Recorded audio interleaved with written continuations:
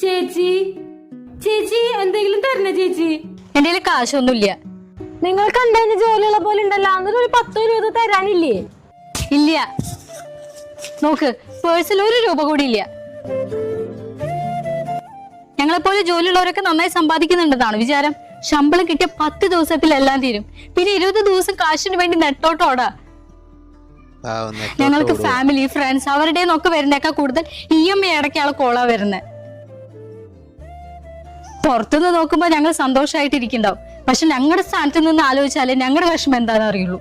ആ ഇപ്പൊ മനസ്സിലായി നിനക്ക് എന്താ വേണ്ടേന്ന്.